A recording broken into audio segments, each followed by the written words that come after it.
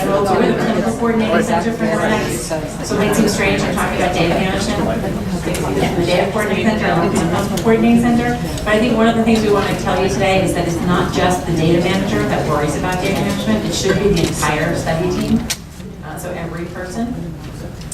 So, why is data management important? Really, there's a lot of components to this, so this was a great way to display this. Dixie put it together. So good clinical practice is really sort of how we need to do things. These are the regulations. This tells us, how things have to be run. The study design that our statisticians work on, our clinicians work on, is really how we plan to do things. My area of expertise is really on the trial operations side, and that's really how everything is planned. And data management is really how everything is recorded, what has already been done.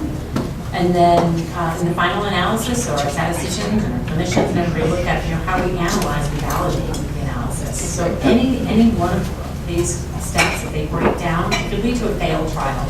And I think, again, just saying a failed trial is not one that shows a negative result necessarily. A failed trial is when you don't answer the question. And that's the worst thing that can happen in a clinical trial. So types of problems, data problems that can happen in a clinical trial, if there's data that's not done. So missing data is a huge problem in clinical trials. If the data collection is done incorrectly, most of the time that's unintentional. Usually there's intentional. And then also if you can't verify the data collected, but you can't verify that. So how do we try to avoid these problems? And again, this is everybody on the study team needs to think about this. So building robust data collection tools. Keeping it simple. I think Dixie and I, who met with some of the students here, have given this advice. Try to keep your study simple. Try to keep your data collection simple. Try to really answer a specific question and not put everything into your study, or try to collect every bit of data. Really collecting only what you need for the analysis of your primary endpoint and your key secondary endpoints. Don't ask the same question multiple times, because if you do, you may have different answers, and then you have to somehow reconcile those answers, and that can get very confusing. Test the system. You're building a data management system and an electronic data capture system. You have to test that system to make sure that it's valid and that the data going in is actually being recorded and stored that way. Think like a coordinator when you're building these systems. So the coordinators are oftentimes the ones that are really, boots on the ground, collecting a lot of this data. You want to make sure that the data system is transparent and understandable to the data coordinator. And think of your EDC a little bit as a nanny. It can provide you with reminders and it can give you good tips, but you're still ultimately the responsible one. You're the investigator who's leading the study. So while it can give you a lot of tips and tools, you still have to be responsible. So case report form development is a really key part of your trial. So once you know what your protocol is, when we do this in Neuronext, we do it an in-person meeting, and we have all stakeholders there. So the statisticians are there, the clinicians are there, the trial operations people are there, the data management, the IT folks. Everybody's really in a room, and we hash through every bit from the protocol in excruciating detail. So we do it in IO, and it's usually about a day or a day and a half. And it's a really good meeting. So some of the things we start with is we have to start with some type of standardized language. So, mostly we use the CDEs, the NIH Common Data elements, and those are, forms that are developed and ways of collecting data so that you can share across different studies. And there's disease-specific CDEs that have been developed. So we list a few of them here, things like traumatic brain injury, for autism research. And CDISC is the format that ultimately, if you're submitting something to the FDA for a marketing application, they'll need all of the data in that format. So making sure your data manager knows what that is. Again, when we do this case report form development, making sure that we're asking clear and concise questions. I'll give you a couple of examples of that. Creating multiple choice questions that have some sound logic to them. Dixie will talk a little bit more about using skip outs to reduce data errors, minimizing open text fields because those are always a little dangerous, using real-time validation to prevent errors, and using some standard CRFs, again, to avoid errors, so making sure you have some standard forms and everything. So asking good questions. So the first example of this is, this is a very typical question is, we want to have baseline blood pressure below 140/90. So really, why are you asking that question? These are the types of things we say at our CRF meeting with investigators. What's the purpose of that question? Is this a safety issue? Is it an eligibility issue? What's going to happen? Because operational, I can tell you what will happen. The sites will say, well, I have a patient whose blood pressure is 138/90. Is that technically below 140/90 or equal to? So do I get to enroll this patient or don't I? What about the patient who has a blood pressure of 152/74? You know, there's all sorts of clinical reasons to say, really, it's not a safety issue. So can I enroll that patient? Well, it's an eligibility issue. The answer is no. So you might want to make a range of what your blood pressure should be. And also to sort of capture that in maybe a different way. So maybe a better way to capture that question would be to actually input, you know, what is this person's baseline blood pressure, and let the system determine, therefore, this patient is eligible or is not eligible. So again, it's sort of the way you ask the question, understanding and framing for the investigator, why are you asking that question, and then a better way to do it. This is an example from one of the studies that we did in neuronics and myasthenia gravis. So how things change over time in a study. So original entry criteria for the study was that patients had to be on a prednisone dose of at least 15 milligrams a day, or the equivalent on alternative days, and that the subject must be on a stable dose of prednisone for 4 weeks prior to the screening visit.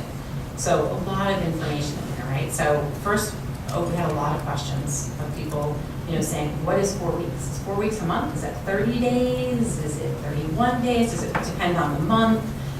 So always listing things in days rather than months or years is really important in a protocol. It seems silly, but from a data management perspective and from a trial perspective, you want to be really clear on exactly the number of days, not the number of months, because months are different. Also, you know, this entry criteria basically said that patients that are on other immunosuppressive therapy for the myasthenia gravis are not eligible for this study. And at the time this protocol was developed, it was not anticipated that this would have a major impact on recruitment. The other thing that, you know, I didn't point out on this, but, you know, saying that the dose of 15 milligrams a day, you know, or the equivalent on alternative days, coordinators trying to figure out, so what dose are they taking on which day, and, you know, there was a lot of operationals where you want to think like operational issues that came, questions that came about that. So one of the things we implemented, because we realized we were having problems with recruitment in the study, big surprise, but what we did was we implemented a pre-screening log. And this really identified a major change that needed to be made in the protocol because, you know, people were on other immunosuppressive therapies. This was a major protocol change. This had to be reviewed and approved by both the central IRB as well as the DSMB. It's a big operational change for the study. It also led to sort of an additional subgroup analysis in the study. So it's important to collect that. It was important for us to collect that data to make sure we really wanted to make that change. So this ended up being the revised criteria. So one of the key things here is that, you know, we changed things to be, you know, to identify for 28 days is a month, so 4 weeks equals 28 days. We also, you know, clarified that if patients were on other immunosuppressive therapy, sort of giving examples of what they could be on and how long their dose had to be stable on those. So that was really important to do. And then, you know, when we developed this eligibility form, allowing the EDC to help validate this. So again, you can kind of see it at the bottom there. This was a data management tool that was implemented to really say what was the prescribed dose of prednisone 4 weeks prior to screening, and then was it taken every day or every other day? So this really helped with the coordinators having to sit down and do some math and figure out, do they really have this dose? The EDC did this. This was a tool that the data management system was able to do and tell the sites whether or not that patient was eligible. So another thing about asking questions, you know, think about, you know, why you're asking a question and is it going to be usable. So another question that often comes up is how many years of education does the person have? So, you know, okay, so they graduated from high school, so that means they have 12 years of education, right? Well, if they went to kindergarten, maybe they had 13 years of education. If they went to 1 year of school, they're not sure, they might have gone to 1.5 years. So how many years does that really matter in your database? Probably not. You might want to collect things like what's the highest level of education that they've completed. It's a little bit cleaner. There's a lot less questions operationally that are asked about that. So again, just trying to make sure the questions you're asking are really clear and concise. Dixie's going to go into the next section here. In following up with what Marianne's introduced to you, I mean, the ultimate goal with the electronic data capture system or with data management is to make sure that you have quality data, that you can be as sure as possible the data has been collected accurately and that you're able to validate and verify that. Things that impact upon data quality are things like protocol deviations and how you're able to characterize those in your data system. So we always work to minimize protocol deviations, but if they're there, you need to make sure it's documented because that very much might affect the protocol analysis. We've actually had projects where if a person had one major deviation, which, there's a whole discussion there about how do you define a major protocol deviation, then they were taken out of the per protocol analysis, which, then dilutes your effects and, but also, helps you to understand what's going on in the project. So we look to minimize protocol deviations. We also control protocol amendments and CRF changes best we can. As Marianne described earlier with the myasthenia gravis study, that had a major impact on that trial. It needed to be done so that we could finish recruitment and get some data out of the analysis. But there are major downstream effects on what that does to your system. So it's not just easy said, easy done when you decide to amend your protocol, and especially when it has to do with eligibility criteria. If you are changing your endpoint, especially if you're registered on clinicaltrials.gov, that very much is frowned upon. And I think Eric Foster in a class has had an exercise where people have reviewed people who changed their endpoints during the course of their trial on clinicaltrials.gov, which really makes people question the validity of the study. So you want to get that all hammered down as much as possible. And then use the EDC and the computers to help you get to that. The other thing that we like to start thinking about from the beginning as you develop your data management system is thinking about your consort diagram. I don't know how many of you are familiar with this, but the actual acronym stands for Consolidated Standards of Reporting Trials. And this is what, when you report at the end of the day, you need to provide to the FDA or your the peer-reviewed manuscript that you're submitting, and it's the way you characterize how your subjects have flowed through the trial. So I will show you an example of that. But as far as protocol amendments and CRF changes go, we talked about eligibility criteria, assessments and visit schedules changing. So if you've done a trial and ran 100 patients through and you're going to run 200 through, and there's a major change in that the endpoint, instead of being collected at year 1, is now going to be collected at year 2. How that gets through the data, so when you hand it over to the stat team, who in our shop are very involved in these discussions, so they're aware of how that happens. But I know from working on other projects where we're the stat core only, it's like, why is this group of patients over here, and how are we collecting that, and how is everybody understanding so that the appropriate analysis can be done. The general strategy for protocol amendments is the cost-benefit ratio. There's trade-offs for everything. If you can't recruit your trial the way it's written, you might need to do a protocol amendment, but there's going to be other costs that come down the line. This is a consort diagram from the Rhapsody trial that we recently have completed through NeuroNext. This was a continual reassessment method.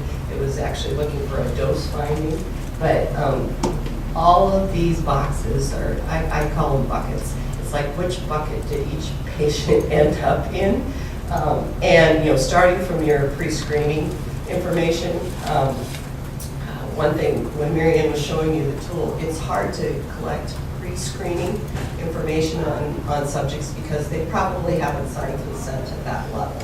So what we do, we tend to shy away from this because it's a lot of data that you're not quite sure what you're going to be able to do with it. But in particular trials, when we look and see how many of those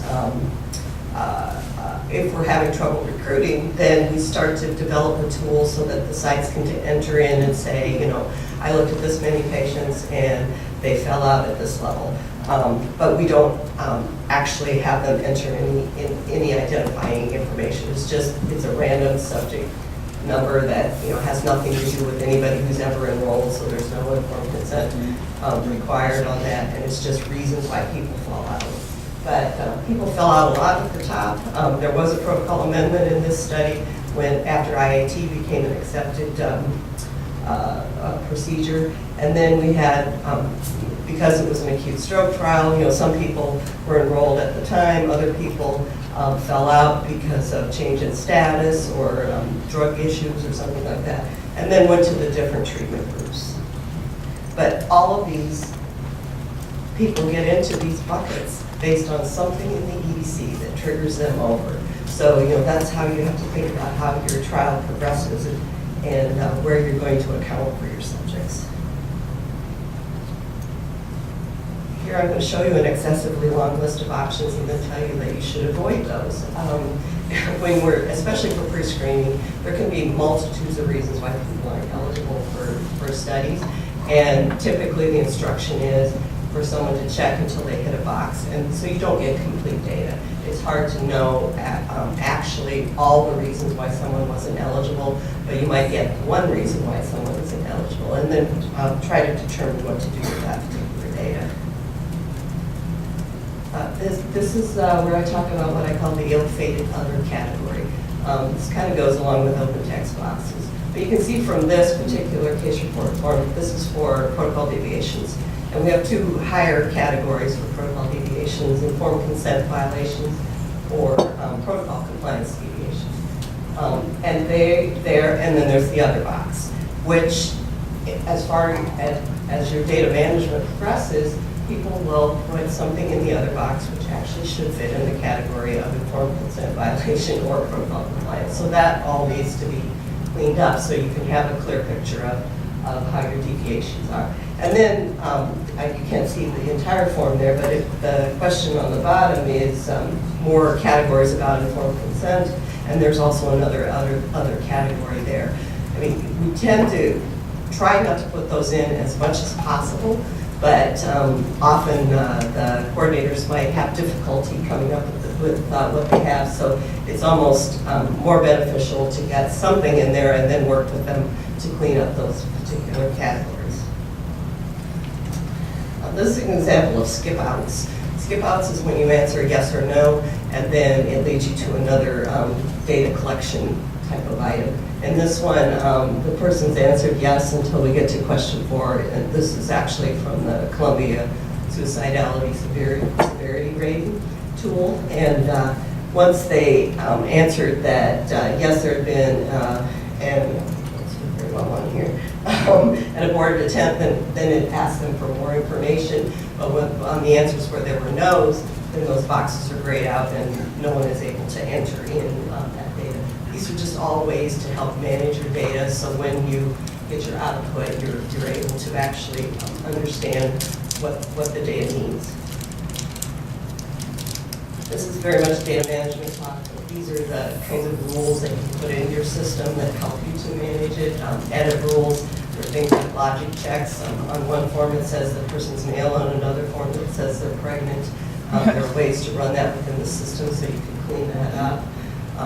Range values is an issue that we talk about a lot, where we're looking at laboratory values, you know, a WBC normally 5 to 10. So if you put your range values in at 5 to 10 and somebody actually really has a 3.0 WBC count, are they allowed to override it? Do you block them out? You know, depending on what your purposes are, you want to put in reasonable ranges, but you don't want to block it down to the point where people can't actually enter data in some kind of fashion. Same with date and time questions. Those are often interform questions. So if they sign their consent on August 23rd, but they actually started study procedures on August 20th, that could be a problem. So you can put things within the system so that it will trigger you to know what you need to do. And of course, query systems are a very big tool. use. Another recommendation is using validated assessments. I think we've heard that discussed some throughout the course this week already. There is something called the NIH Toolbox. I don't know if many of you are familiar with that, but it's available online and for anybody. It's access to some of these tools, which I think you're probably familiar with, of course, the NIHSS. The SF36 is a health survey. The MRS is a modified Rankin. CSSR is actually required by FDA for a lot of neurological trials because the drugs and the effect on the nervous system might result in depressions or suicide attempts. And Neuropol is a quality of life tool that's been developed for neurological disorders. But there are many, many more on there. Some of them you have to segue in and purchase them. If they're copyrighted, you need to be careful about what you're doing. There's a whole controversy about SF36, whether you use the one that you have to pay for or you use the free one. Same thing with mini mental status exam. So, but this is a very good place to go to understand what tools are available, and there are instructions there on how to use them. So overall, when you're developing your trial, you're developing your patient report forms, you're putting things together, you're trying to get, if you're doing it at a single site, it's much more manageable, but you can still drown in the data. You get into more than one or two sites, it gets more complicated. More than once we've had people come to us after the fact and say, I didn't budget for any kind of data management, what am I supposed to do with this? And it's a statistician's nightmare for sure. So, when we're designing for multi-center trials, what we especially try to do is reduce the workload for the people who are out at the sites trying to collect data and to maximize what the computer can do. And that all comes into programming and algorithms and things like that. Ways that we can detect problems are by reports that are generated from the data system. So we do weekly reports that look at subject status, number enrolled, number randomized, number of deviation, data completeness. That's a huge issue that you need to monitor as the trial is ongoing. And then there are ways to actually source verify and monitor the data through risk-based monitoring and on-site monitoring. Risk-based monitoring is a concept that you'll hear people talk about a lot, and it's becoming more and more common. It's where instead of going out and source verifying from the source records to what you have in the data system, you actually target certain areas and run statistical outlier reports and things like that to actually have a better sense whether you can attest to the validity of your data. The important thing about risk-based monitoring is to target the data that is really going to impact the trial results. So eligibility and randomization, whatever the treatments are, adverse events, primary and secondary outcome, case report forms where you're collecting that data, and then of course deviations and their status comes through on terminations or early termination forms. This is a tool we use to keep track of missing data. These are called subject calendars. We run them monthly and send them out to the sites. But as we get into closeout, we start running them weekly and really start working with the sites. It's color-coded, so it shows you green is good, of course, yellow is caution, and red, which looks pink there, is there's a problem. These are sent out by the data management team, and then they work with the coordinators to get them caught up. This is another tool that we use for closeout, and we start running this about halfway through the study because these are just kind of our big ticket items that are outstanding. And the goal is to get to zeros on everything by the bottom of, by the end of the study. Things that are necessary as you're going through, the CRFs need to be complete. We need some kind of termination status. They either completed it per protocol or there was something that happened, and we need to make sure that we know how to capture those things. Continuing AEs need to be closed and resolved in some way. Protocol deviations all need to be reviewed, and all the queries need to be resolved. And then we do a module within our EDC that's called PI sign-off, so that at the end of the study, the PIs can confirm that this is their data, which is an FDA requirement. So the top 3 points that we want you to consider today are avoid missing data at all costs. Chris Coffey can give a whole lecture about this. Missing data is the worst thing ever. So you need to, and even though it might not be the site's fault, might not be the patient's fault, missing data, if you have too much of it, it's going to tank your study. You also want to think about designing data collection tools to ensure the data is collected accurately, and then monitor and verify all the results. So, your official Data Management 101 graduates, you've learned how to build case report forms smartly, you've learned how to ask good questions and not some good questions, and you're starting to think about your concept data from the beginning. And here's Marianne's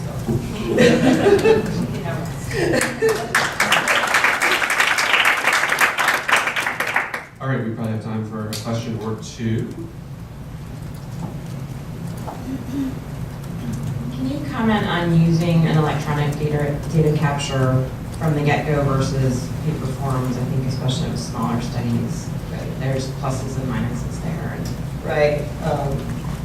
Well, I mean, we kind of use a hybrid. So we have CRF templates, so that can be used as worksheets. Some of those serve as source, a lot of those serve as worksheets. Eventually, you want to get it all into a system. So, if we could figure out how to get it done in a multi-center trial, it would be much better if we had direct data entry. And that is done in some places, but it requires, within a hospital setting, able to access, the wireless system, providing them with iPads, all kinds of things so that on-site direct data entry can, and there are many trials that do that, I think, especially like in acute trials, that has become more and more of a thing. So I think it's more, and there's a lot of FDA guidance about how to validate that data and make sure that it's accurate. But it's definitely preferred to get it into the EDC. The old days of this is a paper form and then somebody does data entry and then does double data entry, those days are pretty much gone because eventually it all has to get into the computer system.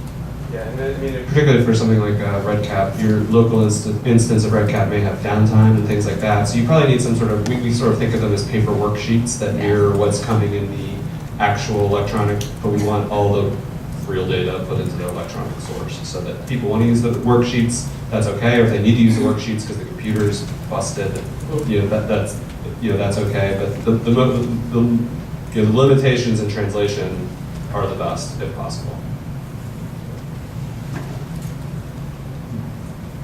The subjective clinical outcomes that are provider dependent. So how do you translate that from what the physician thinks or provider thinks to what the research coordinator documents? Have you used standard language in clinic notes, or like have you standardized that? Have you found a way around it?